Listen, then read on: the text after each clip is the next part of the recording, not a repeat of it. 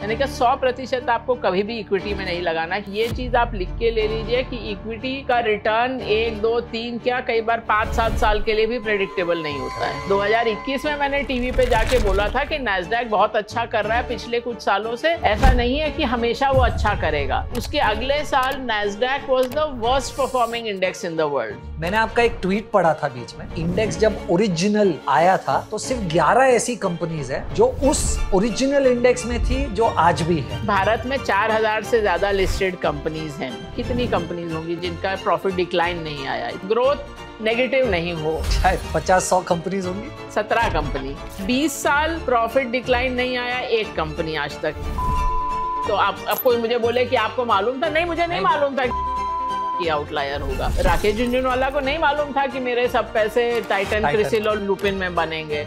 उससे तो हर बार मिलो वो अलग स्टॉक्स की बात करता था। एज एन एवरेज इंडियन मुझे कैसे समझेगा कि मैं निवेश कहाँ करूँ? एक कारण ये भी है कि क्यों आपको ग्लोबल इन्वेस्टिंग करनी चाहिए, क्योंकि रुपया डिप्रिशिएट करता है। इंडेक्स इन इटसेल्फ जो मोमेंटम वाले स्टॉक्स नहीं उसको निकाल देता है और जो मोमेंटम वाले उसको ऐड कर देता है। तो क्या मैं इंडेक्स इन्वेस्टिंग करूं? ऐसी क्या चीजें हैं जो आप देखेंगे प्रॉबेबली इस थीम से, इस सेक्टर से या इस स्टॉक से निकलने का समय आ गया? एंट्री गलत हो सकती है, एग्जिट गलत नहीं होनी चाहिए।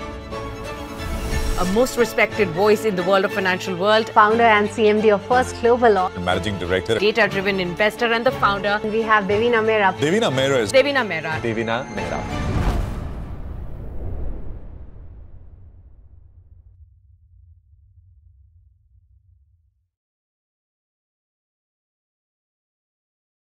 Devina ma'am, first of all thank you so much, आपने टाइम निकाला और इंटरव्यू के लिए। We are so glad to have you and while definitely I know a lot about your background, मुझे तो काफ़ी कुछ पता है, पर हमारी ऑडियंस के लिए जो शायद आपको जानती है या नहीं जानती है, I really want them to know कि आपकी इन्वेस्टिंग जर्नी की बैकग्राउंड क्या है, because that will really set the context कि उनको इस इंटरव्यू से कितना कुछ जानने मिल सकता है। So little about your background will help. So ये बिजनेस मैंने स्टार्ट किया जो इन्वेस्टिंग रिलेटेड है, तो 3 दशक से ज़्यादा हो गया, 1993 में। उसके पहले मैं सिटी बैंक में काम करती थी, तो वहाँ से ये इन्वेस्टिंग में मतलब मैं ढूंढ रही थी कि अब क्या इंटरेस्टिंग चीज़ करनी है, मेरे लिए वही सबसे बड़ा मोटिवेशन रहता है। तो उसमें मैं इसमें आने के 2 कारण थे। एक तो था डॉक्टर मनमोहन सिंह जी का बजट, जब वो लिबरलाइजेशन हुआ उसके बाद उन्होंने कहा फॉरेन इंस्टीट्यूशनल इन्वेस्टर्स को परमिशन दी जाएगी भारत में इन्वेस्ट करने की। उससे पहले फॉरेनर्स भारत में निवेश नहीं कर सकते थे। देखा अब ये हो रहा है तो इसका मतलब मार्केट कुछ प्रोफेशनलाइज होगी, क्योंकि उसके पहले इक्विटी रिसर्च नाम की चीज़ का यहाँ अस्तित्व ही नहीं था। IIM अहमदाबाद में हमको कोई कोर्स भी इक्विटी रिसर्च का नहीं पढ़ाया गया था, क्योंकि वो करियर ही एग्जिस्ट नहीं करता था। तो वो एक कारण था। दूसरा, उस समय ना NSE था ना सेबी था, तो बॉम्बे स्टॉक एक्सचेंज ने ऐड निकाली थी कि 71 नए मेंबरशिप्स हम लोग देंगे टू प्रोफेशनल्स, और उसका दाम था 55 लाख। 55 लाख उस समय, उस जमाने में अर्ली 90s में, बट बड़ा अमाउंट था, लेकिन मार्केट प्राइस से ऑलमोस्ट 1/4 था। उन दिनों BSE कार्ड का मार्केट में प्राइस 2 करोड़ होता। वाओ। तो लोगों ने मुझे कहा कि आप अप्लाई भी मत करिए, आपको मिलने वाला नहीं है, वो अपने भाई भतीजों को देंगे, आपको क्यों देंगे। और यहाँ पर जो Bombay stock exchange brokers club था, गुजराती मारवाड़ी लोग थे, बोला आप ना यहाँ से हैं, ऊपर से महिला हैं, तो कहाँ आपको देने वाले हैं। मैंने कहा अप्लाई तो करते हैं, देखा जाएगा। तो उन्होंने कोशिश तो की नहीं देने की। अंत में मुझे 2 एक्स्ट्रा मार्क्स मिले थे अपने IIM अहमदाबाद के गोल्ड मेडल के, और वो मुझे कट ऑफ के ऊपर ले गए। मैंने कहा इस लिस्ट में टॉप नहीं करना है, इस लिस्ट में आना है तो आ गए। तो वहाँ से जर्नी शुरू हुई। तो 1990s में जिसे कहते हैं सेल साइड, मतलब कि स्टॉक ब्रोकर और कुछ हद तक इन्वेस्टमेंट बैंकिंग, जो आजकल QIPs कहलाता है, वो किया। और जो क्लाइंट्स हमारे थे ऑलमोस्ट 100% फॉरेन इंस्टीट्यूशंस थे, वही सेगमेंट था। तो उस 90s में पहले तो जिस समय मुझे मेंबरशिप मिली उस समय कंपनी भी मेंबर नहीं बन सकती थी स्टॉक एक्सचेंज की। हाँ, ये था कि इंडिविजुअल, हाँ इंडिविजुअल या पार्टनरशिप। तो प्रोप्राइटरशिप या पार्टनरशिप की ब्रोकर की लायबिलिटी अनलिमिटेड होनी चाहिए, ये था उसके पीछे थिंकिंग। तो पहले तो वो कार्ड मेसर्स देवीना मेहरा के ही नाम पे था, बाद में वो फर्स्ट ग्लोबल हुआ। और 90s में रिसर्च के कारण हमारा वो बहुत बड़ा बिजनेस बना इंस्टीट्यूशनल ब्रोकिंग में। और उसके बाद जब 90s के अंत के करीब फिर दो मोटिवेशन थे मेरे। एक तो था आपके ज़्यादातर दर्शक तो यंग होंगे, उनके लिए तो इतिहास की ये बात होगी कि एशियन क्राइसिस नाम की चीज़ हुई थी 98-99 में, जब जो सो कॉल्ड एशियन टाइगर्स, जो उस समय की हाई ग्रोथ इकोनॉमीज थी, एक साल में उन सब की मार्केट 50 से 90% घटी बिटवीन मार्केट और करेंसी। करेक्ट। तो ताइवान 50% घटा, इंडोनेशिया 90% घटा, Correct. और बाकी ये सब साउथ कोरिया, फिलीपींस, थाईलैंड, ये सब 50 और 90 के बीच में। और सिटी बैंक के टाइम में मैंने 6 महीने इंडोनेशिया में मैं काम भी किया था, तो मुझे लगा कि आज इंडोनेशियन होते तो 90% नेटवर्थ गई थी। तो इससे ये समझ में आया कि एक देश में रहना खतरे से खाली नहीं है, वो एक मोटिवेशन था। दूसरा मुझे था कि अब कब तक वही कंपनीज करते रहेंगे, Infosys, HDFC, Bajaj auto, HPCL, BPCL, तो कुछ और नया किया जाए। तो उस समय तक किसी ने कभी ये सोचा ही नहीं था कि आप भारत से बाहर जा सकते हैं। तो जब मुझे ये ख्याल आया, किसी ने भी नहीं, तो सबसे पहले तो हमारे जो क्लाइंट्स थे फॉरेन इंस्टीट्यूशन, उनसे बात करी, उसमें बहुत सीनियर लोगों से भी बात करी। सबने बोला कि आपको भारत के बाहर जाना है तो यहीं एशियाई देशों में से 1-2 ऐड कर लीजिए, वही फंड मैनेजर होगा, कुछ बिजनेस दे देगा। मैंने कहा उसमें क्या मज़ा है, हमको बड़ी मार्केट जाना है। बोले बड़ी मार्केट में आपका सुनेगा कौन, यू आर अ नोबडी। वहाँ पर तो बैठे हैं दशकों से मेरे लिंच और मॉर्गन स्टैनली और गोल्डमैन सैक्स, तो यू आर अ नोबडी कोई नहीं। और ओके, उस समय तक कभी किसी ने सोचा ही नहीं था कि रिसर्च ऑफशोर हो सकती है, कुछ भी हो सकती है। मैंने कहा कि अपने को आता है अगर रिसर्च करना तो क्यों नहीं कर सकते हैं। सो अगेंस्ट ऑल एडवाइस हम लोग 1999 में लंदन स्टॉक एक्सचेंज के मेंबर बने। तो हम लोग पहले इंडियन ही नहीं, पहले एशियन मेंबर थे, अदर देन द जापानीज। खाली जापानीज ही गए थे वेस्ट, उसके अलावा कोई नहीं गया था। तो 1999 लंदन स्टॉक एक्सचेंज, और उसके 1-1.25 साल बाद NASD US में, तो दोनों जगह मेंबर हो गए। और सबसे जो मेरे लिए ग्रेटिफाइंग चीज़ थी, सबसे खुशी की बात थी कि यहाँ तो फिर भी आप थोड़ा बहुत मीडिया को जानते भी हो, वहाँ तो कोई आपको नहीं जानता था, खाली आपकी रिपोर्ट्स जा रही थी। खाली रिपोर्ट जा रही थी। और मतलब कुछ टाइम नहीं लगा, we were in Forbes, Fortune, Business Week, Wall Street Journal front page, Barron's, everywhere, just on the quality of the work. Because अपना तो जुनून है कि चीज़ को समझना है, उतना घुस के कोई काम नहीं करता है, दुनिया के किसी भी देश में नहीं करता है। तो मुझे तो यही शुरू से 90 के दशक में भी यही था कि कोई भी चीज़ फॉर ग्रांटेड नहीं लेनी है कि वो टेक्स्ट बुक में लिखी है, प्रोफेसर ने बोली है, कोई सक्सेसफुल फंड मैनेजर ने बोली है, उसका मतलब ये नहीं है कि वो पत्थर पे लकीर है। या आपको खुद से देखना है कि आंकड़े क्या दर्शाते हैं, वो इसको सपोर्ट करते हैं, नहीं करते हैं, नहीं तो खुद अपना समझिए, काम करिए। मैं अपने एनालिस्ट भी मैंने कभी कंपटीशन से हायर नहीं किए। ने कहा जब उनका काम ही पसंद नहीं है तो I used to hire freshers. तो मैंने हमेशा फ्रेशर्स को हायर करके ट्रेन किया। तो इसलिए अभी गुरु पूर्णिमा पे बहुत मैसेजेस आते हैं, टीचर्स डे पे। लेकिन वही था कि चीज़ को आपको तह तक जाके समझना है, फर्स्ट प्रिंसिपल से समझना है।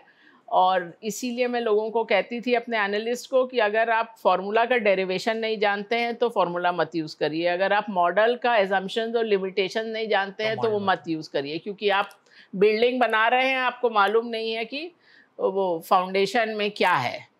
तो वो तो मज़ेदार जर्नी रही। और उसके बाद जो नया नेक्स्ट स्टेप आया, तो यहाँ तक तो हम मतलब जब इंटरनेशनल भी हो गए तब तक हम वही we were giving advice to fund managers. तो अल्टीमेटली तो फंड मैनेजर को निर्णय लेना होता था, निवेश करना है, निकलना है। तो वो चीज़ बियॉन्ड अ पॉइंट थोड़ा सा फ्रस्ट्रेटिंग हो जाती है कि आप समझा रहे हो, आगे वाला समझ रहा है कि नहीं, कर रहा है कि नहीं।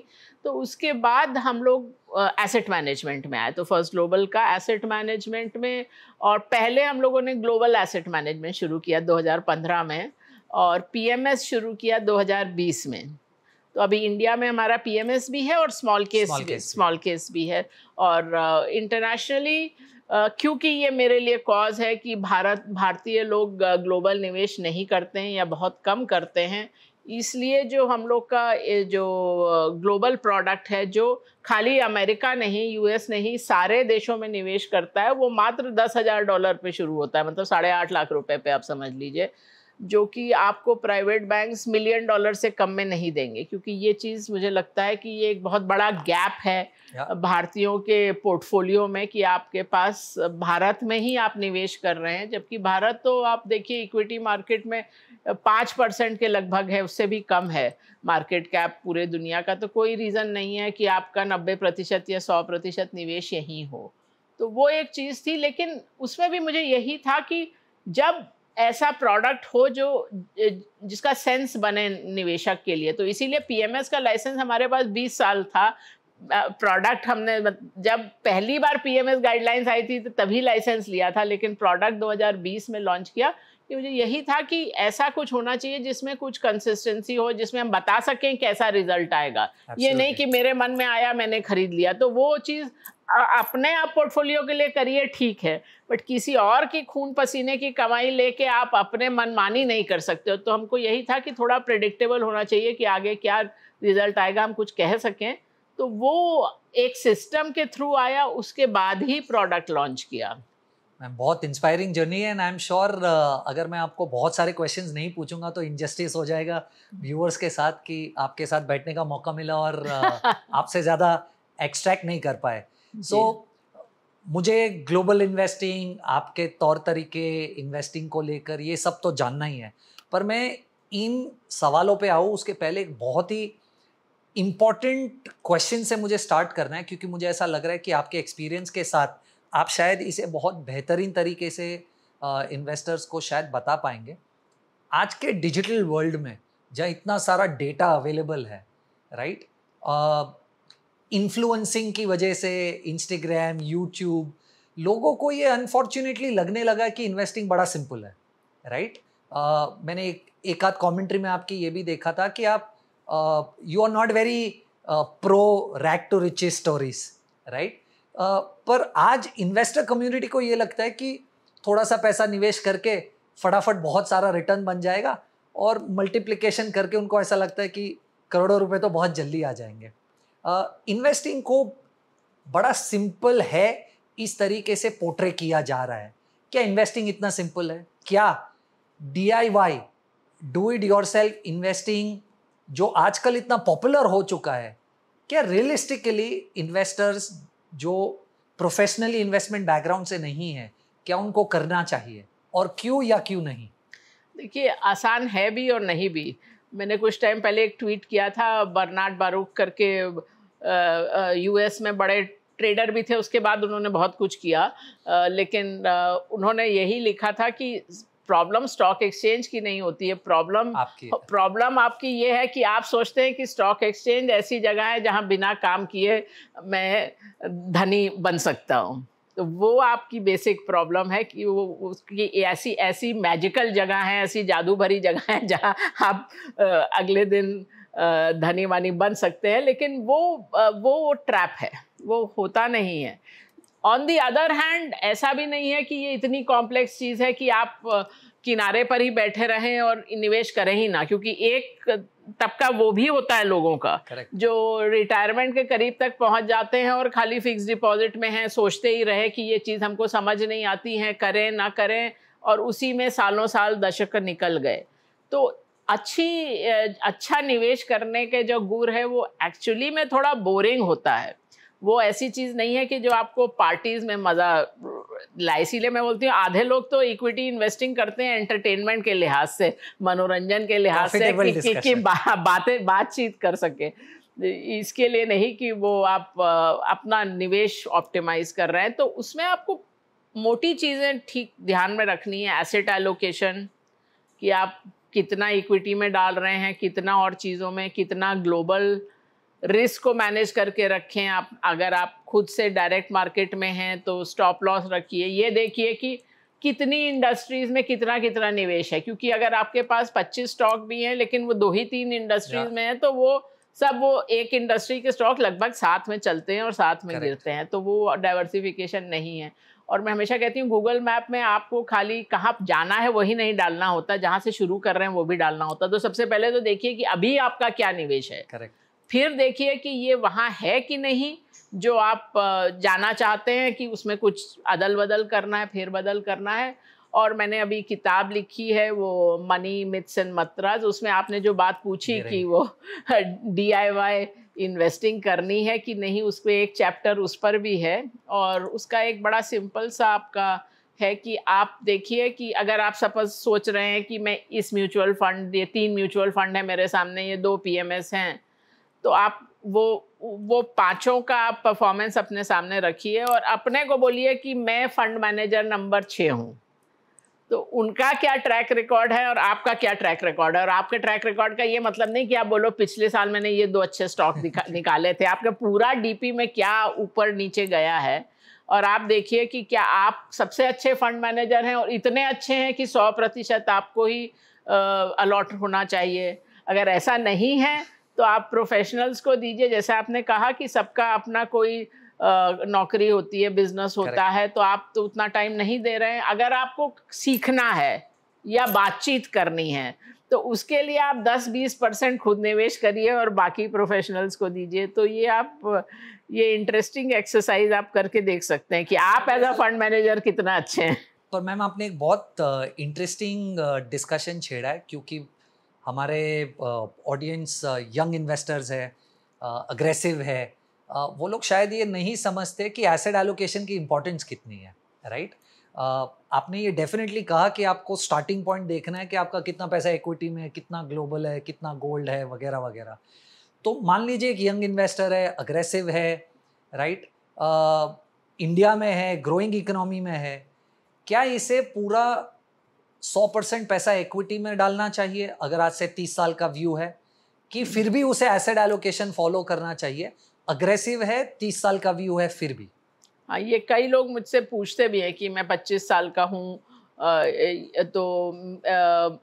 या 25 साल की हूँ कि मैं अब 100% इक्विटी में लगा दूँ, क्या अच्छा जॉब है।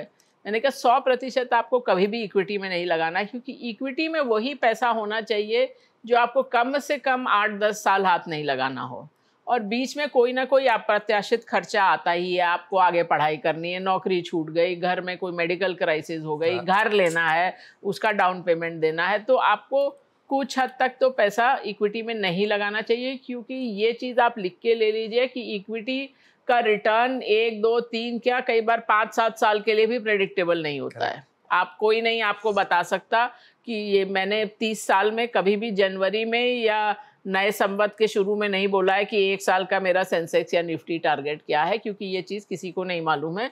और इस पे जितना भी डेटा कलेक्ट किया गया है उसमें यही है कि जो सो कॉल्ड एक्सपर्ट जो नंबर देते हैं उसका रियलिटी से कुछ लेना देना नहीं होता है।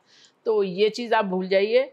और कितना वेरी कर सकता है रिटर्न, हमारे दिमाग में रहता है कि इक्विटी रिटर्न इंडिया में क्योंकि सेंसेक्स से शुरू से लगभग उतना रहा है जो भी 15-16% कंपाउंडेड है, लेकिन आप एक एक दशक देखें तो कितना उसमें डिफरेंस है। जो पहला दशक था 80 का, उसमें 21% कंपाउंडिंग था, फिर 14%, फिर 17%, फिर 8.5%। करेक्ट। तो आपका 80 का जो दशक था, आपने अगर 100 रुपये लगाए होते तो दशक के अंत में आपको 700 मिलते।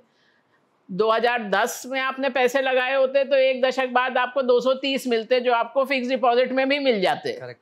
तो कोई रिटर्न ही नहीं आया था इक्विटी का। इसी के कारण वो पिछले 4-5 साल की बुल मार्केट रही है। मतलब जो चीज़ अगेन आप पीछे हट के सब आंकड़े देखें तब आपको ये बात समझ में आती है। तो मोटी बात ये है कि इक्विटी रिटर्न प्रेडिक्टेबल नहीं है, तो आपको ये नहीं करना है कि सब इक्विटी में डाल दें, वो एक चीज़ है। दूसरी चीज़, आप 30 साल का जो व्यू बोल रहे हैं, ये चीज़ मैं हमेशा लोगों को बोलती हूँ कि जब मैंने नौकरी शुरू की थी तब डॉलर 12 रुपया था। तो एक करियर से कम में 90% तो आपका रुपया ही घट गया है। करेक्ट।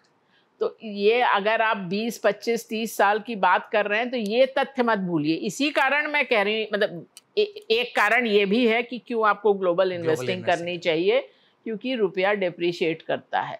और आपने सोने का नाम लिया, तो हमारी दादी नानी उस समय गलत नहीं थी सोना खरीदने में, क्योंकि उस समय भारतीय लोग बाहर निवेश नहीं कर सकते थे।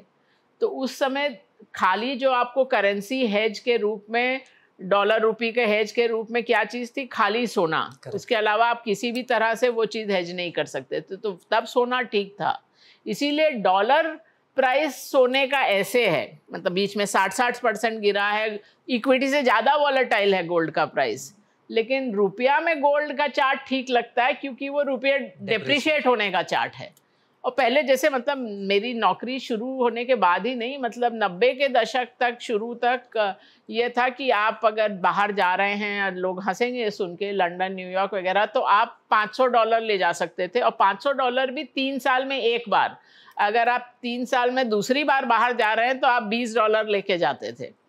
और फिर ऊपर से रेगुलेशन ये भी था कि आप किसी से बोरो भी नहीं कर सकते हैं पैसे, तो वो मतलब जेलेबल ऑफेंस था। तो आप $20 लेके जा रहे हैं और वैसे आपको पूरी ट्रिप उसमें निकालनी है, ये एक वो था। तो तब तो आप बाहर नहीं निवेश कर सकते थे। अब जो LRI स्कीम है, लिबरलाइज्ड रेमिटेंस स्कीम है, वो तो अब $250,000, $2.5 लाख पर पर्सन पर ईयर। तो अगर आप लोग का परिवार में 4 लोग हैं तो आप $1 मिलियन भेज सकते हैं, मतलब 8.5 करोड़ रुपया भेज सकते हैं हर साल। तो मतलब अभी तो आप बेसिकली जितना चाहें उतना बाहर निवेश कर सकते हैं। तो अब आपको ये बहुत सोच समझ के at least over a period of time 30% तो बाहर निवेश करना चाहिए। और मैं फिर ये रिपीट करूंगी कि बाहर का मतलब अमेरिका नहीं है। लोग सोचते हैं एक नैस्डैक या S&P इंडेक्स खरीद लिया, या फिर जो 5-7 स्टॉक के नाम अमेरिका में मालूम है, 3 स्टॉक के नाम चाइना में मालूम है, वो खरीद लिए तो हो गया, लेकिन वो नहीं है। और कई बार फंड्स भी इसी टाइप की चीज़ प्रोपोगेट करते हैं क्योंकि उनके पास एक्सपर्टीज नहीं है। क्योंकि ग्लोबल कंपनियां भारतीय कंपनियों से बहुत ज़्यादा कॉम्प्लेक्स होती हैं, उनको समझने में बहुत टाइम लगता है। हम तो ये 25 साल से ज़्यादा हो गए, आपको बोला 1999 से शुरू किया था। तो और वो कंपनियां भी बदलती रहती हैं। मतलब आप 2001 में पूछते टेक मेजर्स, तो कौन था टेक मेजर्स? सिस्को अब लोगों को याद भी नहीं। एक समय दुनिया में सबसे ज़्यादा मार्केट कैपिटलाइजेशन वाली कंपनी थी सिस्को। सो सिस्को, IBM, डेल, मोटरोला, ये होता था टेक मेजर्स। तो अब तो आप टेक मेजर्स का लिस्ट ही बदल गई। उस समय का एक ही टेक मेजर आज तक टेक मेजर है, वो माइक्रोसॉफ्ट। बाकी सब वो मतलब कंपनियां बंद नहीं हुई, लेकिन वो अब उतना उनका रेलेवेंस नहीं रहा, वो छोटी कंपनियां अब हो गई एक तरह से। क्योंकि हम लोग ग्लोबल इन्वेस्टिंग पे है, मुझे इंडिया मार्केट और गोल्ड पे आपसे चर्चा करनी है, पर क्योंकि टॉपिक ग्लोबल इन्वेस्टिंग का है, जैसे आपने कहा कि एक आम इंडियन को शायद कुछ ही चीज़ों के बारे में पता है ग्लोबल इन्वेस्टिंग को लेकर। तो मैं कुछ डेटा पढ़ रहा था, और आपसे बेहतर कोई नहीं है जिससे मैं ये बाउंस बैक कर पाऊँ कि ग्लोबल इन्वेस्टिंग से क्या फ़ायदा होगा। क्योंकि आज जो डेटा अवेलेबल है, तो मैं देख रहा था पिछले 5 साल का डेटा, S&P 500 में 500 स्टॉक्स में से जो मैग्निफिसेंट 7 जो हम कहते हैं, उसका वेट 35% है, राइट। और पिछले 5 साल में S&P 500 ने जो टोटल रिटर्न जनरेट किया है, उसका 51% सिर्फ 60 स्टॉक से आया है, हाँ, राइट। तो मुझे ये एक डेटा पॉइंट ये क्लिक हो रहा है कि यार बाकी के 493 स्टॉक्स ने मिलाकर उतना रिटर्न नहीं दिया जितना सिर्फ ये 60 स्टॉक्स ने दिया। तो कितना ज्यादा कंसंट्रेशन है। यूएस की बात करें, हाँ, चाइना की बात करें, क्योंकि हम सेमीकंडक्टर्स वगैरह की बात कर रहे थे, चाइना की बात करें, चाइना में भी मैं देख रहा था पिछले 15 सालों में GDP 3.1 टाइम्स बढ़ा है, राइट, 6.1 ट्रिलियन से 19 ट्रिलियन, और उनका पर कैपिटा इनकम भी तकरीबन 3 गुना बढ़ गया है। और ये दोनों आंकड़े इंडिया से बहुत बेहतर है, क्योंकि इंडिया GDP में 2.4 पे है और पर कैपिटा में 2 पे है। फिर भी स्टॉक मार्केट रिटर्न 0 है, और इंडिया का 13% CAGR है पिछले 15 सालों का, राइट। तो एज एन इंडिविजुअल मुझे ऐसा लग रहा है, right, and I want you to help the audience understand कि मैं अगर इंडिया जैसी एक फास्ट ग्रोइंग इकोनॉमी में हूँ, और ये जो 2 बड़े सुपर पावर्स है, उसमें एक कॉन्सेंट्रेटेड है पूरा US, और दूसरे में तो 15 सालों में रिटर्न ही नहीं बढ़ा है, इकोनॉमी इतना अच्छा करने के बाद भी, राइट। तो एज एन एवरेज इंडियन मुझे कैसे समझेगा कि मैं निवेश कहाँ करूँ, क्योंकि शायद इन दोनों के अलावा तो मुझे इन्वेस्टिंग वर्ल्ड में शायद और कुछ पता भी नहीं है। हाँ, तो ग्लोबल इन्वेस्टिंग एक आम आदमी कैसे कर सकता है? हाँ, तो देखिए, एक तो आपने जो बात अच्छी बताई कि जो मैं भी बोलती हूँ, कई बार लोग बोलते हैं कि अरे आप ये वाली मार्केट रेकमेंड कर रही हैं तो वहाँ की अर्थव्यवस्था अच्छा करेगी। हाँ। क्या अर्थव्यवस्था और बाजार दो अलग चीज़ होते हैं।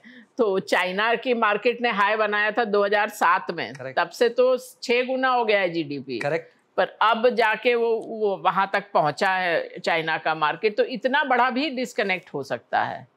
और कई बार अनमॉनिटर्ड, जो आपको बोल रहे हैं ना कि लोगों को चाइना का मतलब वही 2-3 जो कंज्यूमर टेक कंपनीज हैं वही मालूम है।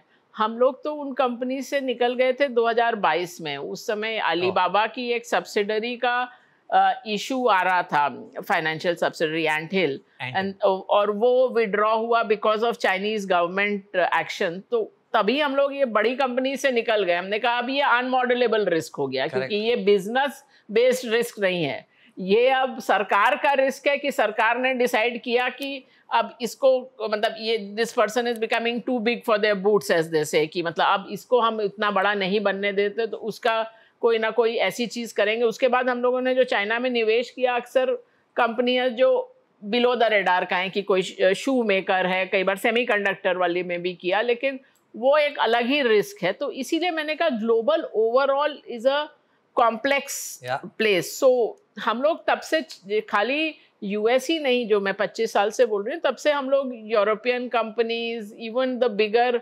चाइनीज, जापानीज, ये सब कंपनीज भी तब से कवर कर रहे हैं। तो इसलिए और वो सब लीडरशिप हमेशा बदलती रहती है। ये भी बाजार का सबसे बड़ा तथ्य है कि कोई भी थीम एवर लास्टिंग नहीं होती, ना सेक्टोरली, ना देश के हिसाब से, ना एसेट क्लास।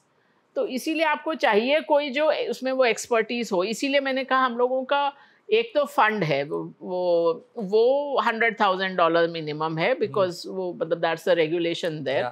और दूसरा, अदरवाइज आपको $10,000 में भी फुल ग्लोब डाइवर्सिफिकेशन मिल रहा है। बिकॉज ये मैं नहीं कह सकती कि आप कल मतलब 1 महीना पढ़ के आप उतना पारंगत हो जाएंगे कि डिसाइड करें। बिकॉज हम लोग जो चूज भी करते हैं, अपना जो चयन करते हैं, वो 20,000 सिक्योरिटीज ग्लोबली देखते हैं, तो वो आप थोड़ी देख सकते हैं, वो हम भी नहीं देख सकते ह्यूमनली। मतलब उसके लिए आपको सिस्टम से ही देखना पड़ेगा। Basically what I understand is कि आपका बॉटम अप है, कि आपको जहां पर जिस बॉटम अप भी है और थोड़ा टॉप डाउन भी रहता है, बिकॉज कि कौन सी कंट्रीज में आपको निवेश करना है। जैसे अब इस जनवरी से हम लोग यूएस में अंडरवेट हैं, यूरोप में ओवरवेट हैं, चाइना में पिछले साल के बीच से ही ओवरवेट थे, भारत में भी थोड़ा सा ओवरवेट है। तो ब्रॉडली थोड़ा सा वो रीमिक्स होता है, plus of course security selection भी, बट पहले लेवल पे वो भी होता है। और अक्सर बहुत इंटरेस्टिंग चीज़ें होती हैं ग्लोब में कि आप देखें तो अक्सर जो देश या कोई इंडेक्स जो जिस एक साल बॉटम में होगा, मतलब आप समझ लीजिए करीब 42 इंडेक्स हैं मेजर इंडेक्स, मेजर देशों के, तो जो बॉटम में होता है वो अगले साल टॉप पे होता है। तो जैसे आपको याद हो तो 2021 में इंडिया में बहुत सारे नैस्डैक ETFs और फंड ऑफ फंड्स आए थे। और अब मैं हाइंडसाइट में नहीं बोल रही हूँ, 2021 में मैंने टीवी पे जाके बोला था कि नैस्डैक बहुत अच्छा कर रहा है पिछले कुछ सालों से, ऐसा नहीं है कि हमेशा वो अच्छा करेगा। उसके अगले साल Nasdaq was the worst performing index in the world. वो जहाँ पर वो सारे आए थे फंड्स, वहाँ से वो 40% घटे।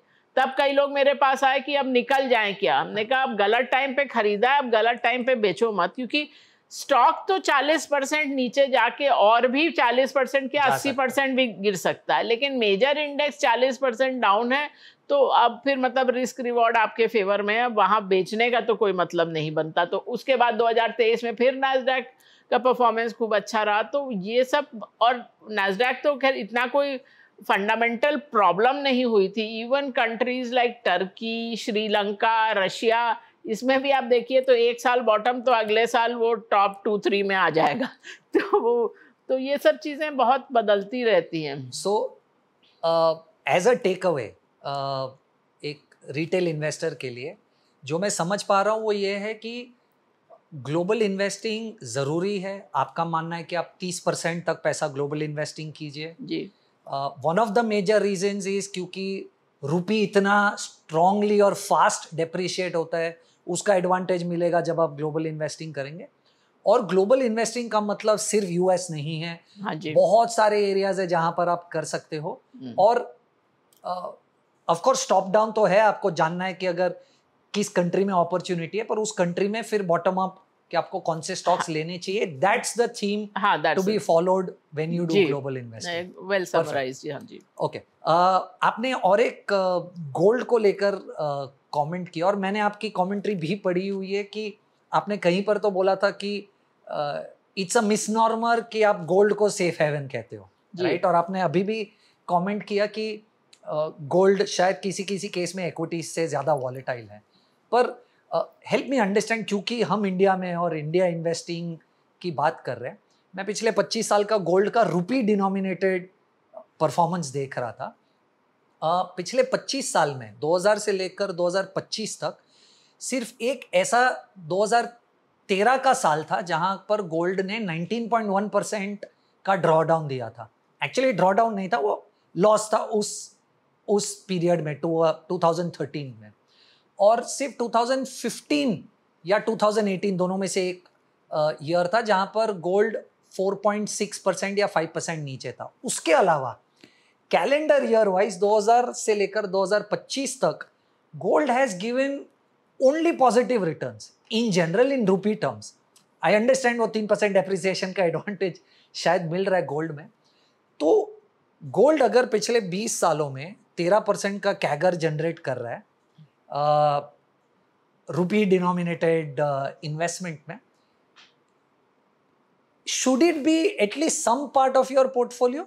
क्योंकि शायद नियर टर्म में वो इक्विटी को हेज है, शायद लॉन्ग टर्म में इन्फ्लेशन हेज है, थोड़ा सा पार्ट होना चाहिए या बिल्कुल नहीं होना चाहिए? नहीं, एसेट एलोकेशन में होना चाहिए। मैंने शुरू में ही बोला कि आपको एसेट एलोकेशन करना है, उसमें गोल्ड का भी है, बट गोल्ड आपका 25-30% जैसा नहीं नंबर होना चाहिए।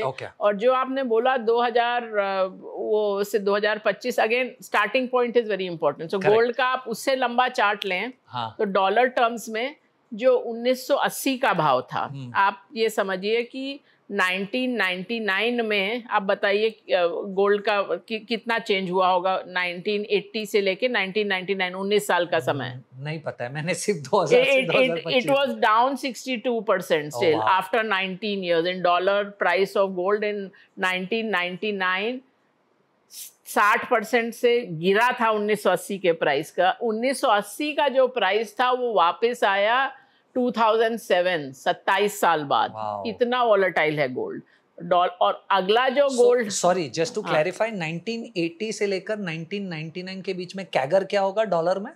It was down 60% in absolute terms. Okay, absolute terms मतलब वो जो उस समय का 1980 का प्राइस था वो 60% लोअर था। तो $100 था तो $40 था। हाँ, $40 हो गया और वो $100 का प्राइस वापस 2007 में आया। इतना वॉलेटाइल है गोल्ड। और गोल्ड का जो नेक्स्ट हाई था वहां से फिर 40% गिरा था। तो और S&P से ज्यादा वॉलेटाइल है। तो अगर आप dollar asset to dollar asset आप देखें, जस्ट ऐड, सॉरी मैं सिर्फ आपको सप्लीमेंट कर रहा हूँ आपके डेटा को। मैं जब ये 2000 और 2025 के बीच का भी डेटा देख रहा था, 3 ऐसी साइकिल्स थी जहां पर एक साइकिल 9 साल और दूसरी 2 साइकिल 7-7 साल की थी। उतना समय लगा गोल्ड को वापस अपना लास्ट हाई ब्रेक करने के लिए। तो ये 2000 और 2025 के बीच में भी ये साइकिल, और मतलब अभी तो 1.5 साल बहुत अच्छा किया है, तो इसलिए आप कैगर लेंगे तो वो हमेशा उसमें वो आ जाता है ना। तो लेकिन गोल्ड तो अगर आपने S&P लिया होता तो वो कम वॉलेटाइल था। अगर आप उतना ही पीरियड में, तो gold has been more volatile than equity. And you know absolute drawdown इतने बड़े बड़े हुए हैं। लेकिन वही है कि ये रूपी डेप्रिसिएशन चार्ट है, जो आपका रूपी चार्ट सोने का है। तो वो किसी साल, जैसे 2019 से एक साल था जिसमें बड़ा रिटर्न आया था गोल्ड में, it gave more return than Nifty and all that. तो वो बीच बीच में साल ऐसे आते हैं। तो आपके एसेट एलोकेशन में होना चाहिए, लेकिन ऐसा नहीं कि आप बोल दें कि 30% गोल्ड में है। Thank you. Coming back to India equity और डोमेस्टिक, क्योंकि वो शायद ज़्यादा इंटरेस्टिंग सब्जेक्ट है बहुत सारे व्यूअर्स के लिए। मैंने आपका एक ट्वीट पढ़ा था बीच में, जहां आपने कहा था कि इंडेक्स जब ओरिजिनल आया था और आज के इंडेक्स की बात करें तो सिर्फ 11 ऐसी कंपनीज है जो उस ओरिजिनल इंडेक्स में थी जो आज भी है। तो इसका मेरा रीडिंग ये था, और शायद आप भी यही कहना चाहते थे, कि इंडिया में आप ब्लू चिप में भी इन्वेस्ट कर कर भूल नहीं जा सकते, राइट? ऑफ कोर्स कंपनीज, ऐसा नहीं है कि कंपनीज एग्जिस्ट नहीं करती, वो कंपनीज एग्जिस्ट कर रही है, पर वो कहीं तो नहीं भी एग्जिस्ट कर रही है, पर वो उतनी बड़ी कंपनीज नहीं है जितनी उस समय पे थी। तो अगर इंडिया में आप किसी एक ब्लू चिप कंपनी में भी बाय एंड फॉरगेट नहीं कर सकते, तो इंडिया में इन्वेस्टिंग करनी कैसे चाहिए? इंडिया को छोड़िए, आप दुनिया में कहीं भी ये बाय एंड फॉरगेट नहीं चलता है। ओके। और जैसा मैंने बताया कि अमेरिका, जो लोगों को मालूम है, वहाँ पर तो लाइफ साइकिल और कम होती चली गई है। एक समय था जब S&P में एवरेज कंपनी की आयु थी लगभग 65 साल। 2015 तक ही वो 18 साल हो गई थी। आई एम श्योर अब वो और कम हो गई होगी पिछले 10 सालों में।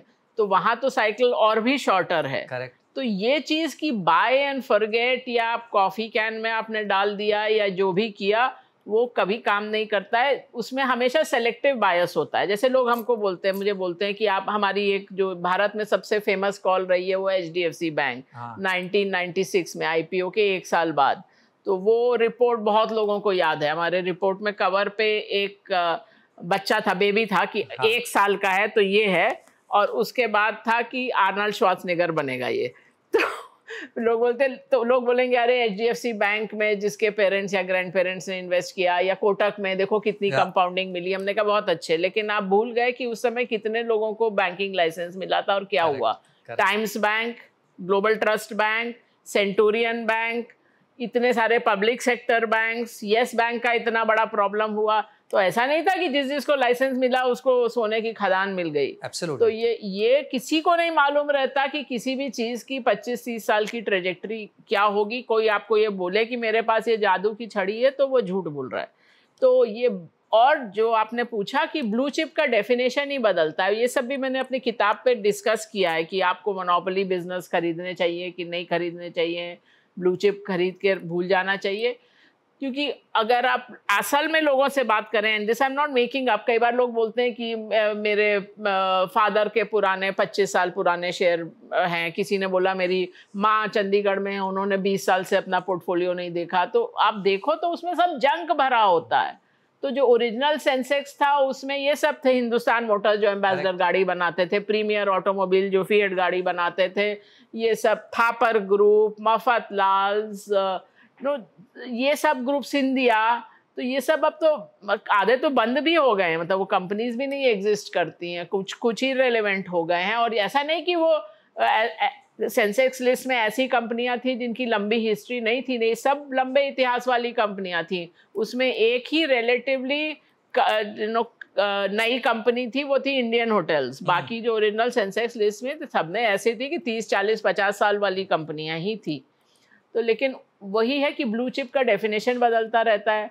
उसके अलावा आप सेंसेक्स या निफ्टी को आप देखें सन 2000 के आसपास, तो एक भी उसमें बैंक नहीं था। अब मैक्सिमम वेटेज बैंक्स और फाइनेंशियल्स की हैं। एक समय था कि उसमें PSU भरे हुए थे, MTNL, VSNL, ONGC, Indian oil, BPCL, HPCL, BHEL, ये सब था। मतलब towards even till the end of the 90s, मतलब वही सब।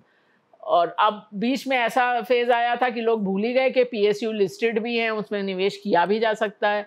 तो ये सब फैड की बात होती है, फैशन की बात होती है कि क्या उस समय का है कि ब्लू चिप खरीदिए और भूल जाइए ये। और इवन जो कंपनियां हैं जैसे हिंदुस्तान लीवर है, उसमें भी लंबा लंबा फेज आता है जब बिल्कुल परफॉर्मेंस नहीं आती। आप लीवर्स को देखो तो 1999 से लेके 2010 तक स्टॉक ने भी परफॉर्म नहीं किया, और एक्चुअली बिजनेस ने भी परफॉर्म नहीं किया। बिजनेस का भी ग्रोथ, ITC, सबका लंबा। बाटा का 15 साल था जब जीरो रिटर्न आया। नेस्ले का कितना लंबा टाइम आया जब अंडर परफॉर्म किया। तो अगर कंपनी बची भी है, ठीक ठाक कर भी रही है, तो वही बोल रहे हैं, इसमें किताब में मैंने उस पर भी लिखा है कि अगर आपको मालूम भी है कि स्टेडी बिजनेस है, डजंट मीन कि वो स्टॉक स्टेडी है। Correct. वो दो बिल्कुल अलग अलग चीजें हैं। मैं आपके कॉन्वर्सेशन से ये वापस पिक करूंगा। मैं इसमें एक्टिव और पैसिव का डिस्कशन लाना चाहता हूँ, क्योंकि आपने एक बड़ी इंटरेस्टिंग पॉइंट हाईलाइट की कि ज़रूरी नहीं है कि जो उस ज़माने के ब्लू चिप्स थे आज से 20 साल बाद ब्लू चिप रहे, पर इंडेक्स इन इटसेल्फ जो मोमेंटम वाले स्टॉक्स नहीं उसको निकाल देता है और जो मोमेंटम वाले उसको ऐड कर देता है, राइट। तो as a retail investor, right, क्योंकि ना मुझे शायद उतना समझता है, ना मेरे पास जादू की छड़ी है कि आज से 20 साल बाद क्या होगा वो मैं जानूं, तो क्या मैं इंडेक्स इन्वेस्टिंग करूं कि इंडेक्स ही अपने आप लैगार्ड्स को निकाल देगा और इंटरेस्टिंग कंपनीज को ऐड कर देगा, या दूसरा पर्सपेक्टिव आप ही के थॉट से ये ले रहा हूं कि इंडिया में बहुत सारे, यानी यूएस की तरह कॉन्सेंट्रेटेड बेट नहीं है आईटी में, राइट। पीएसयू थीम चल जाती है, कभी ईवी थीम चल जाएगी, कभी डिफेंस थीम चल जाएगी, मैन्युफैक्चरिंग चल जाएगा, बैंकिंग चल जाएगा। तो इंडिया थोड़ा सा ब्रॉड बेस्ड है जहां पर एक्टिव इन्वेस्टिंग का स्कोप भी है। तो अब अगर मैं एक रिटेल इन्वेस्टर हूं, मैं क्या करूं? मैं एक्टिव करूं क्योंकि ब्रॉड बेस्ड इन्वेस्टिंग में स्कोप है इंडिया में, या मैं पैसिव करूं कि यार इंडेक्स ही खराब ब्लू चिप्स को निकालेगा और अच्छे ब्लू चिप को ऐड कर देगा? देखिए, दो चीज़ें, एक तो इंडेक्स में जब तक स्टॉक आते हैं वो नॉर्मली उनका काफ़ी ट्रेजेक्टरी निकल गया होता है, मतलब ऐसा नहीं कि जब वो शुरुआत हो रही है उसके चलने की तो तब वो इंडेक्स में आ जाएगा, वो तो जब आएगा जब काफ़ी उसका ट्रेजेक्टरी निकल गई होगी। और एक्टिव और पैसिव इन्वेस्टिंग में मैंने वीडियो भी बनाया है, ऑफ कोर्स किताब में भी है। आप सोचते हो कि passive investing is kind of less risky, ये दिमाग में रहता है, बट एक्चुअली उल्टा है। एक्टिव इन्वेस्टिंग का जो मेन वैल्यू एडिशन है, जो आपको एडिशनल चीज़ उसमें मिल रही है, वो है risk management. Correct. So active investing में ये आपके फंड मैनेजर का सबसे पहला धर्म ये है कि अगर बाजार 30% घटता है तो वो कम घटना चाहिए। जब रन अवे बुल मार्केट होती है, भयंकर तेजी होती है, उसको आउट परफॉर्म करना बहुत मुश्किल होता है, बिकॉज जब हरी कुछ चल रहा है, एरा गहरा नत्थु खेरा, तो फिर वो आप उससे भी ज़्यादा रिटर्न ले आओगे, वो मुश्किल होता है। जब गिरती है मार्केट तब कैसा परफॉर्मेंस होता है। और ये एक इंटरेस्टिंग थिंग थी, ईटी ने एक म्यूचुअल फंड का एनालिसिस किया था, उनको ये आश्चर्य की बात लगी, हमको ये पहले ही मालूम था, उन्होंने ये मतलब द प्रिंसिपल हमको पहले ही मालूम था। रिजल्ट उनका यही आया कि जो बेस्ट परफॉर्मिंग म्यूचुअल फंड्स हैं वो हैं जो डाउनटर्न में आउट परफॉर्म करते हैं। बट एक फंड था जो 93% तेजी में आउट परफॉर्म किया, लेकिन वो बॉटम 5 फंड्स में था, क्योंकि वो जब बाजार गिरा तो ज़्यादा गिरा। तो जैसे अब हम लोग का जब पीएमएस स्टार्ट हुआ, ऐसे इट सो हैपेंड कि उसके जस्ट बाद वो कोविड क्रैश था, तो वो हम लोगों ने साइड स्टेप किया, तो हम लोग का इंडिया और ग्लोबल दोनों में 8-10% की गिरावट आई, जबकि मार्केट 35-40% घटा और ज़्यादातर फंड भी उतना घटे। या जिस दिन वो रशिया यूक्रेन वॉर स्टार्ट हुआ उस दिन मार्केट 5% घटा, हम लोग 1.6% हमारे पीएमएस पोर्टफोलियो उतना घटे। तो वो वहाँ पर, इसीलिए मैं बोलती हूँ अगर आपको फंड मैनेजर को भी समझना है तो सबके पास बहुत अच्छी प्रेजेंटेशन होती है कि कैसे हम स्टॉक्स पिक करते हैं, ये करते हैं, वो करते हैं, ऐसा स्टॉक लाते हैं। आप उनको पूछिए कि आपका रिस्क मैनेजमेंट क्या है, आप बेचते कब हैं, उसमें देखिए कितनी गहराई से सोचा है उस बारे में, क्योंकि असल आउट परफॉर्मेंस वहाँ आती है कि आप।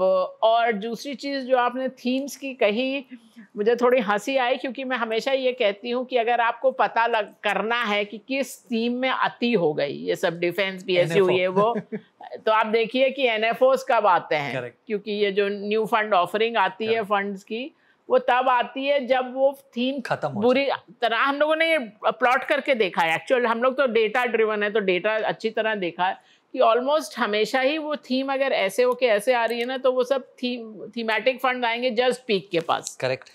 मुझे किसी ने लिखा भी ट्विटर पे कि मैम आप हमेशा थीमेटिक फंड्स के अगेंस्ट बोलती हैं, ये देखिए ये टेक फंड है, वो ये 2023 की बात है कि 2003 में 2 रुपये का था, आप देखिए 20 साल में कितनी कंपाउंडिंग दी। मैंने कहा बहुत अच्छे, 2003 में 2 रुपये का था ना, तो देखो एनएफओ कब आया था, it was time to perfection. वो NFO बंद हुआ और 1 हफ्ते के अंदर ग्लोबल टेक क्रैश आया। मैंने कहा वो 2.5 साल में 10 का 2 हुआ, तो जिसने 10 पे डाला था वो तो कभी का निकल गया। Same story with infrastructure in 2007-8। हाँ same. Actually that was one of the frustrating things that drove me towards asset management, because उस समय सारे फंड्स को जाके, म्यूचुअल फंड्स को समझाया कि ये इंफ्रास्ट्रक्चर वाला बस्ट आने वाला है, डेटा दिखा रहा है, because return on equity in सब कंपनीज की ध्वस्त हो रही है, लेकिन ज़्यादातर लोग उससे निकले नहीं। तो वही लगा कि मतलब अल्टीमेटली अपने को डिसीजन लेना है, खाली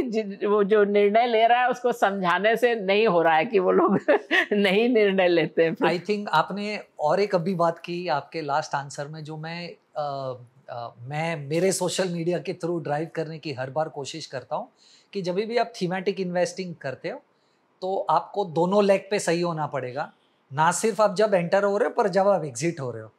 क्योंकि अगर सब कुछ सिक्लिकल है तो अगर आपको लगा कि शायद ये अपॉर्चुनिटी आज अच्छी लग रही है और आप घुस तो गए पर एग्जिट नहीं हुए, तो आप 3 या 5 साल के ऐसे साइकिल में चले जाओगे कि ये पूरा इन्वेस्टिंग अंडर परफॉर्मेंस दिखाएगा। So I am just taking a cue from what you are saying, exit बहुत इंपॉर्टेंट है, राइट? और मैं शायद कल ही कहीं पढ़ रहा था कि a very large investor exerted वारी इन्वेस्टमेंट्स, राइट? और मैं कब से ये सोच रहा हूँ कि आपको ये पूछूं कि जब आप इन्वेस्टिंग करते ग्लोबली या इंडिया में, या जैसे आपने कहा मल्टी एसेट्स, ऐसी क्या चीज़ें हैं जो आप देखेंगे कि दैट विल टेल यू कि बॉस अब प्रॉबली इस थीम से, इस सेक्टर से या इस स्टॉक से निकलने का समय आ गया? ऐसी 1 या 2 चीज़ जो शायद जो व्यूअर है वो भी यूज कर पाए अपनी इन्वेस्टिंग जर्नी में, कि क्योंकि मुझे भी लगता है आपकी तरह कि एग्जिट बहुत इंपॉर्टेंट है। शायद एंट्री गलत हो सकती है, एग्जिट गलत नहीं होनी चाहिए। हाँ, ठीक बात है। इनफैक्ट एक उसके बारे में हो सकता है बाद में बात करें या नहीं करें, एक वो लूजर्स गेम करके एक आर्टिकल है जो मैं हमेशा अपनी ट्रेनिंग मैनुअल में रखती हूँ, तो उसमें भी यही है कि अब मतलब आपका खरीदने की जगह पे कंपटीशन ज़्यादा रहता है, कब बेचें इधर कंपटीशन कम है और वहीं पे आपको कंसंट्रेट करना है, वहीं पे आपको एज मिल सकता है। तो हम लोग तो देखिए क्योंकि एक सिस्टम यूज़ करते हैं आर्टिफिशियल इंटेलिजेंस मशीन लर्निंग वाला, तो हम लोग का सिस्टम तो एक ये है कि हर तिमाही पे हम लोग बेस 0 से देखते हैं। इनफैक्ट कल से हमारा वो पिछली तिमाही का अब शुरू होगा रीबैलेंस, कि आज हमारे पास कैश हो तो हम लोग कहाँ निवेश करें, और वहीं निवेशित होना चाहिए। क्योंकि ये भी एक चीज़ और भी होती है कि आपका अपना दिमाग ही आपको गुमराह करता है, तो उससे निजात पाने का यही एक तरीका होता है कि आप ये सिस्टम से काम करिए। तो और एक चीज़ होती है एंडाउमेंट बायस, कि जो भी चीज़ आपके पास है वो आपको ज़रूरत से ज़्यादा अच्छी लगेगी। तो वो आप सिंपलेस्ट चीज़ हो सकती है, एक कॉफ़ी का मग हो सकता है, जो आपके पास है आपको लगेगा कि उसका वैल्यू ज़्यादा है, जिसके पास नहीं है उसको लगेगा उसका वैल्यू कम है, तो वो उसको निकालने की बात होती है। लेकिन अगर आप इंडिविजुअल इन्वेस्टर हो तो मैंने एक आप सिंपल थंब रूल बना सकते हो, जो मैंने अगेन वीडियो भी बनाया है, किताब में चैप्टर भी है कि when to sell a stock. तो उसमें ये है कि एक तो कि आपने 50 रुपये में लिया तो ये मत कहिए कि 100 हो जाएगा या 200 हो जाएगा तो मैं निकल जाऊंगी, बिकॉज फिर आपको मल्टी बैगर नहीं मिलेंगे। Correct. तो आप लेकिन स्टॉप लॉस लगाइए। तो हम लोग तो थोड़ा कॉम्प्लेक्स सिस्टम यूज़ करते हैं, बट आप एज्यूम करिए कि आपने 25% का स्टॉप लॉस लगाया, तो अब 50 रुपये पे आपने लिया, इसका मतलब ये नहीं है कि वो 37.5 पे वो स्टॉप लॉस फिक्स हो गया। ये ट्रेलिंग स्टॉप लॉस होता है। सो आई मीन काफ़ी लोगों को trailing stop loss, even professional investors को मुझे समझ में आया कि नहीं मालूम है। तो मतलब आपका 50 से चल के 70 हुआ, 80 हुआ, 100 हुआ, 100 से 90 हो गया, तो आप नहीं कुछ करेंगे। उसके बाद 140 हुआ, 160 होके 140 हुआ, फिर चलते चलते 200 हुआ, फिर 200 से 150 हो गया। तो जो 200 से 150 हुआ तो ऊपर से 25% घट गया, तो तब आप निकल जाइए। तो ये आप डिसिप्लिन रखिए। हो सकता है कई बार वो फिर से चल जाए, वो ठीक है, लेकिन on the average this will save you. I think that's क्योंकि आपके दिमाग में 50 उसके एक्सप्लेनेशन आएंगे कि ये स्टॉक बेहतर है, इस बार थोड़ा और देख लेते हैं। इस ओनली टाइम हम लोग इसको बिल्कुल स्ट्रिक्टली नहीं फॉलो करते हैं जब ये पूरा बहुत सारे स्टॉप लॉस हिट करते हैं। इसका मतलब ब्रॉडर मार्केट गिरा, हाँ, इसका मतलब ब्रॉडर मार्केट गिरा, तब हम लोग थोड़ा एक बार देखते हैं। अदरवाइज इंडिविजुअल स्टॉक में हम लोग मतलब हम लोग ह्यूमन प्लस मशीन मॉडल बोलते हैं कि मशीन इनपुट देता है तो निवेश करने में हम लोग उसके ऊपर फिल्टर्स लगाते हैं, सोचते समझते हैं, डिबेट करते हैं। लेकिन on the risk management side we say machine only, because human fund manager के पास हमेशा एक्सप्लेनेशन रहेगा कि क्यों नहीं निकले इससे। और इसीलिए आपको पहले से ये करके रखना है, ये नहीं कि मार्केट गिरेगा तब सोचूंगी कि क्या करना है, बिकॉज फिर आपका दिमाग आपको गुमराह करेगा। I think that's a very very interesting insight. उस तरीके से एटलीस्ट मैंने तो पहले, हाँ, मतलब मैंने कहा ये सिंपल थंब रूल है कि आप चलने दीजिए जब तक कि स्टॉप लॉस नहीं हिट होता है। Very interesting. One last question before I and this. Audience भी बहुत इंटरेस्टेड होगी ये जानने के लिए, from a 5 year 10 year perspective, right, India में प्रॉबली क्या ऐसी चीज़ें हैं जो हमें देखनी चाहिए या ट्रैक करनी चाहिए कि वो अगर साउथ जाना स्टार्ट कर दे, राइट, तो शायद इंडिया इन्वेस्टिंग में प्रॉब्लम आ सकता है। और मैं ये आपको इसलिए पूछ रहा हूँ क्योंकि आप बहुत सारे मार्केट्स स्टडी करती हैं, राइट। तो इंडिया में मैं कौन सी ऐसी 2 या 3 चीज़ें देखूँ जो मुझे ऐसा लगे कि यार ये नंबर अगर रॉन्ग या गलत जा रहा है तो मुझे इंडिया में एलोकेशन थोड़ा सा कम कर देना चाहिए। इतना सिंपल कुछ भी नहीं होता, यही इतना सरल ही होता तो फिर काश क्योंकि एक तो जैसे मैंने बोला कि अर्थव्यवस्था और बाजार दो अलग अलग दिशाओं में जाते हैं, और चाइना से ज़्यादा बड़ा डिस्कनेक्ट तो आपने कहीं देखा नहीं होगा। और दूसरी चीज़ है कि risk is something you did not expect. तो ये बाजार क्या जिंदगी प्रोबेबिलिटी का गेम है। मैं हमेशा बोलती हूँ कि आपके रिजल्ट लाइफ में भी और निवेश में भी लक भी है और उसमें स्किल भी है। दुनिया में हर चीज़ में लक और स्किल है। एक चेस ही मोटा मोटा स्किल का गेम है, बाकी कोई चीज़ ऐसी नहीं है जिसे 100% स्किल। तो वो भी एक ट्रैप होता है कि जब आप अच्छा करते हैं बाजार में तो आप बोलते हैं कि मैं ही ये जीनियस थी कि मैंने ये चीज़ें निकाली। जब बाजार खराब, जब आपका स्टॉक्स नीचे जाएंगे तब आपके पास 1000 विलन होंगे कि कंपनी चोर थी, ऑपरेटर ने चला दिया, ये चीज़ हो गई जो हम नहीं एक्सपेक्ट करते थे। जहाँ तक ये चीज़ है कि क्या अब मैंने कहा 2020 के शुरू में किसी को मालूम था कि कोविड आएगा?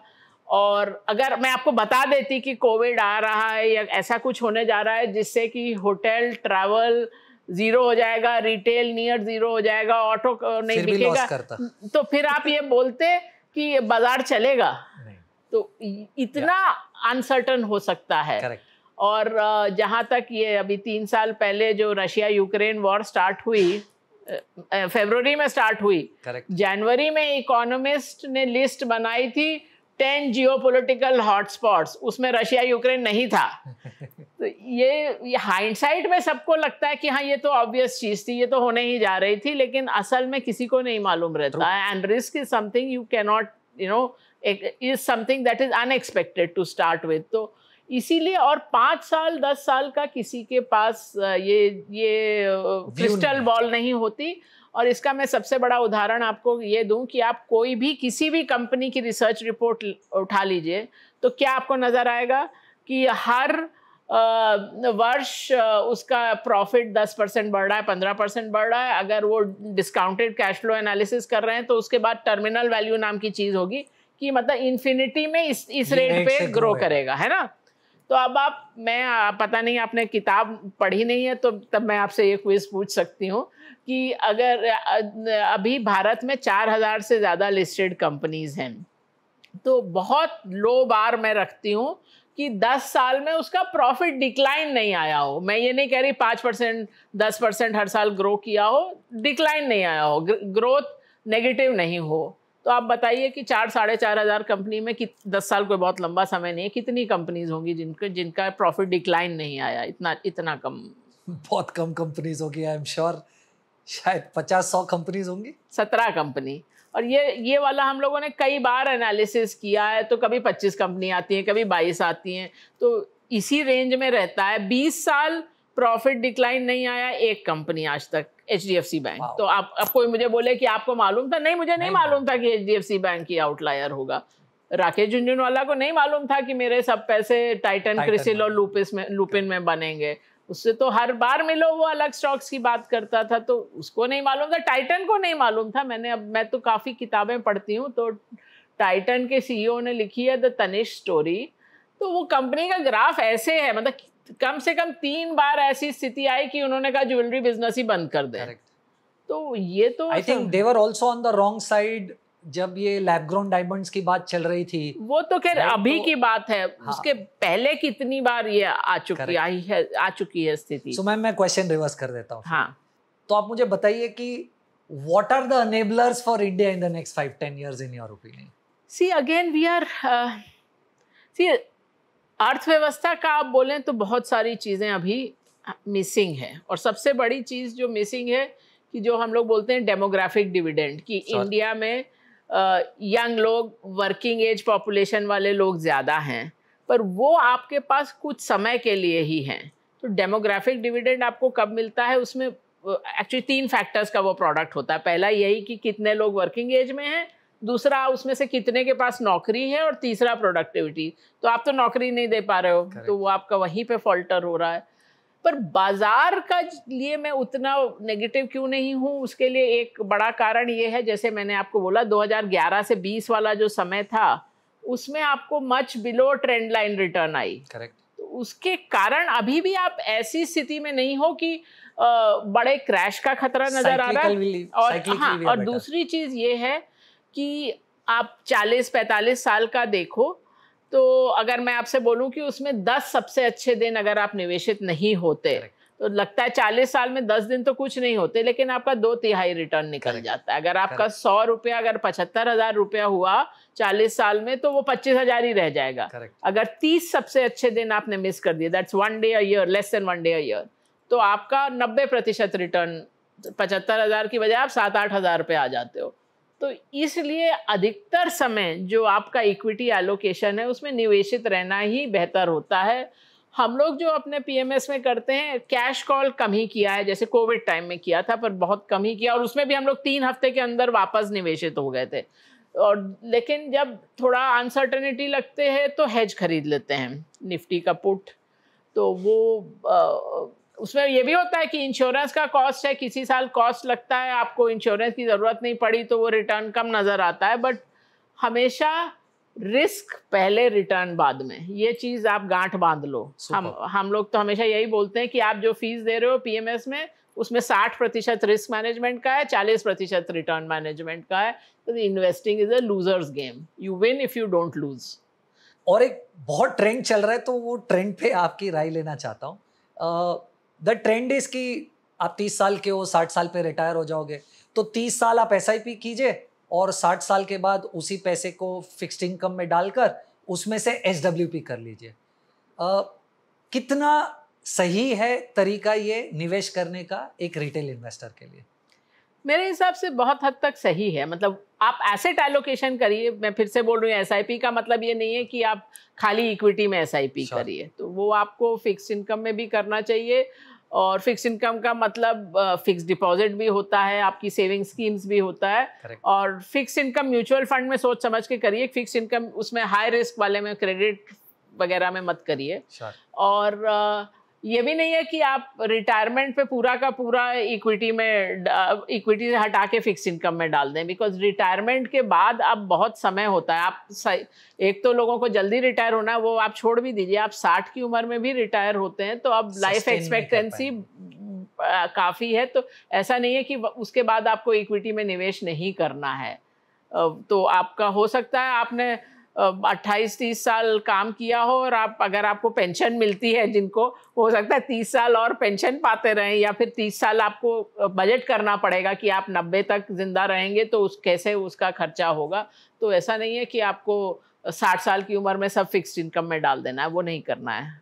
लेकिन ओवरऑल जैसा मैंने कहा 85-90% रिटर्न आपकी एसेट एलोकेशन से आती है, तो इसलिए आप करना शुरू करिए। वो तो आप सबने कैलकुलेशन देखा है कि अगर 25 साल में इन्वेस्ट करना उसके बनस्पत 30 पे करें या 35 पे करें तो कितना ज़्यादा करना पड़ता है। तो इसलिए स्टार्ट कर दीजिए, लेकिन 100% इक्विटी में नहीं। Very interesting. Super note to end with, right? What I'm taking back is 60% India equity में डालो, 10% गोल्ड डालो और 30% ग्लोबल एलोकेशन करो। Can I sum this up? नहीं, बट फिक्स्ड इनकम भी, फिक्स्ड इनकम ठीक फिक्स्ड है। इनकम भी। सो शायद जो 50% जो आपको, और depend on where you are ना, मतलब 25 साल के हैं, 45 साल के हैं, 55 साल के हैं, सब में फर्क पड़ता है। और वही जो आपको पैसा चाहिए अगले 3, 4, 5 साल में, उसे फिक्स्ड इनकम में रख दो। हाँ, क्योंकि इक्विटी में ये एक बड़ी अजीब सी बात होती है कि अगर इक्विटी मार्केट, अगर आपको हर साल पैसा निकालना है, समझ लीजिए आप रिटायर हो गए, तो आपको अगर शुरू के सालों में इक्विटी मार्केट गिरती है तो फिर आप अपने प्रिंसिपल में से निकाल रहे हो, फिर आपका पैसा वो चलेगा नहीं 25 साल। Correct ma'am, thank you so much for taking the time out. मैं कुछ पर्सनली बहुत सारी चीज़ें सीखा हूँ। मैं सोशल मीडिया पे बहुत एक्टिव हूँ, मैं आपके कोट्स लिखने वाला हूँ, आपको डेफिनेटली टैग करूँगा। But thank you so much, आपने समय निकाला। एंड मैं खुद बहुत कुछ सीखा हूँ, and I am sure investors जो हमें देख रहे हैं वो भी बहुत सारी लर्निंग्स आपकी जर्नी से लेंगे। But thank you so much for all the time that you spend with us. Thank you, it was a fun conversation. Thank you. मैंने कोशिश की मैम से बहुत सारे क्वेश्चंस पूछने की, एंड आई एम होपिंग कि आपको बहुत सारी लर्निंग्स मिली होगी। बट क्योंकि समय की पाबंदी की वजह से बहुत सारे क्वेश्चंस शायद पूछ नहीं पाया होगा। तो अगर आपको कोई क्वेश्चंस है जो आपको चाहिए मैम आंसर करें, कमेंट्स में लिखिए। हम ट्राई करेंगे कि मैम से ये क्वेश्चंस के आंसर ले ले, और अगर क्वेश्चंस बहुत सारे होंगे तो डेफिनेटली पार्ट 2 करने की कोशिश करेंगे। Thank you so much.